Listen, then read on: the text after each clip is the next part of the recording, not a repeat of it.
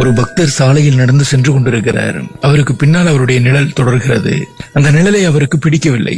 எப்படியாவது நிழலை விட்டு விலக வேண்டும் என நினைத்து வேகமாக ஓடுகிறார். நிழலோ அவரை வெகு வேகமாக பின்தொடர்கிறது. சரி, எதிர் திசையில ஓடலாம் என ஓட ஆரம்பிக்கிறார். அப்போது அவருடைய நிழல் அவர் முன்னால் செல்கிறது. என்ன இது வம்பா போச்சு, இப்படி எண்ணி அவர் மாறி மாறி ஓட அதே நிகழ்வு தொடர்கிறது. நிழலை விட்டு விலக வேண்டுமே, ஆனால் ஒரே ஒரு வழிதான் தெரிந்திருக்கிறது அவருக்கு. ஆகாயத்தை பார்த்து படுத்து விடுவது என்று நினைத்து ஆகாயத்தை பார்த்து படுத்து ஆகாயத்தையே வெறித்து பார்த்து கொண்டிருந்தார். அப்போது நிழல் கண்ணில் படவில்லை. பக்தர் சந்தோஷப்பட்டார். என்னுடைய வாழ்வும் இப்படித்தான்.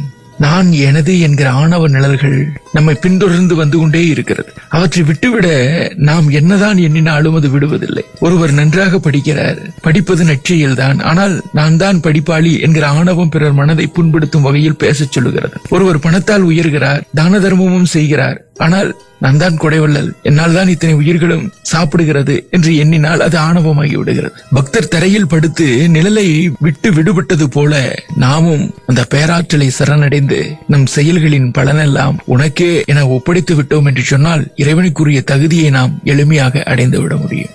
வாய்மை இருக்க, தர்ம சிந்தனை இருக்க, சுறுசுறுப்பு இருக்க, பொறாமை கொள்ளாது இருக்க, பொறுமை இருக்க, மன வலிமை இருக்க, நாம் நம்முடைய வாழ்க்கையை வாழ்ந்தோம் என்று சொன்னால் அந்த வாழ்க்கை வணங்குதலுக்குரிய வாழ்க்கையாக மாறக்கூடும்.